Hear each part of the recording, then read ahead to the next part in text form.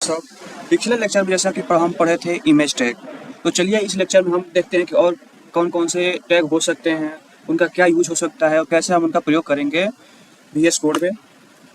तो चलिए उसमें हम पहला टैग पढ़ेंगे BR टैग।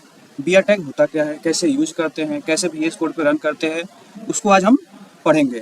तो BR टैग का यूज नेक्स्ट लाइन के लिए प्रयोग किया जाता है। जैसे कि हम कभी पैराग्राफ लिख रहे हैं और हम कोई दूसरा लाइन लिखना चाह रहे हैं उसमें, तो हम BR टैग का उपयोग करेंगे। BR टैग का एक बस क्लोज ओपनिंग टैग होता है, इसमें क्लोजिंग नहीं होता है। जैसे कि हमने इमेज में भी देखा था, तो वो भी ओपनिंग टैग होता है, क्लोजिंग टैग उसमें नहीं होता है। तो चलिए हम BR टैग को VS कोड पे लिख कर देखते हैं कि कैसे ये यूज होता है।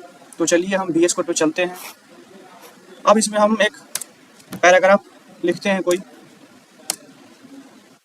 कोई रैंडम पैराग्राफ लिखने के लिए हम लॉरेम का उपयोग कर लेते हैं। हम लिखना चाहते हैं इसमें 3 to 4 लाइन, तो इसमें हम 3 लॉरेम 3 लिख दिए। जैसे कि एक रैंडम कोई पैराग्राफ आ गया है, पहले हम इसको रन करके देखते हैं कि ये दिखता कैसे, रन कैसे होगा। तो चलिए देखते हैं। यहाँ पे एक रैंडम पैराग्राफ लिख दिया गया है। अगर हम चाहते हैं कि इसमें कोई हम लाइन को ब्रेक करें, तो BR टैग का प्रयोग करके हम लाइन ब्रेक कर सकते हैं।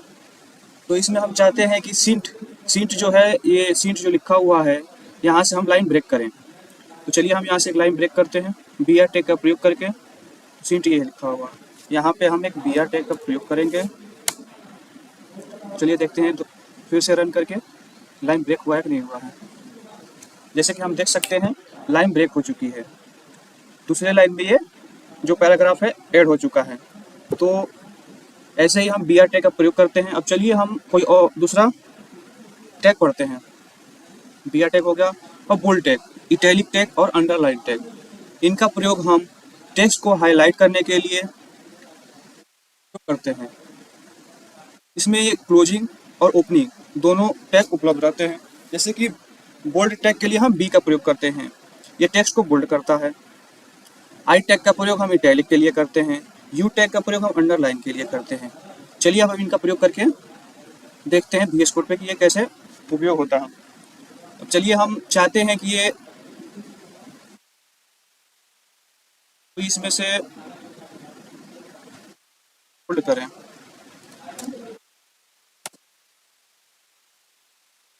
थोड़े से लाइन को हम बोल्ड करना चाहते हैं, इसको कॉपी कर लेते हैं और इस थोड़े से लाइन को हम बोल्ड करना चाहते हैं। चलिए देखते हैं कि बोल्ड होता है कि नहीं होता है। जैसे कि यहाँ देख सकते हैं, B टैग का प्रयोग करके हम इस छोटे से पैराग्राफ को, लाइन को हमने बोल्ड कर दिया। चलिए हम इटैलिक का प्रयोग करते हैं कि इटैलिक कैसे प्रयोग होता है। इटैलिक का प्रयोग हम इस छोटे से लाइन को इटैलिक बनाने के लिए हम प्रयोग करते हैं। इसको हम क्लोजिंग टैग को कॉपी कर लेते हैं और यहाँ तक हम इटैलिक के लिए यूज करते हैं लाइन। चलिए अब इसको हम रन करते हैं। जैसे कि यहाँ देख सकते हैं, हम यहाँ से यहाँ तक लाइन इटैलिक हो चुका है। तो हम इटैलिक का प्रयोग इस प्रकार करते हैं। चलिए हम अंडरलाइन का प्रयोग देखते हैं कि अंडरलाइन का प्रयोग कैसे करते हैं।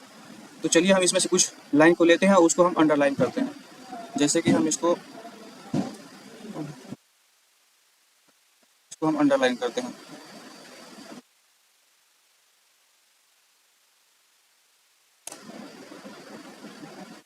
इसको हम क्लोजिंग टैग को हम कॉपी कर लेते हैं और इसको हम अंडरलाइन करते हैं। चलिए थोड़ी सी लाइन को हम, दो वर्ड को हम अंडरलाइन कर लेते हैं। जैसा कि आप देख सकते हैं, इस पैराग्राफ में ये जो दो वर्ड लिए हैं वो अंडरलाइन हो गए हैं। अंडरलाइन के लिए हम U टैग का प्रयोग करते हैं। फिर ये आपका इटैलिक के लिए, जो इटैलिक यहाँ पे हम इस छोटे से लाइन को किए हैं, इसको इटैलिक को करने के लिए हम I टैग का प्रयोग करते हैं। फिर बोल्ड करने के लिए, कुछ लाइन को बोल्ड अगर हमें करना हो तो बोल्ड करने के लिए हम B टैग का प्रयोग करते हैं।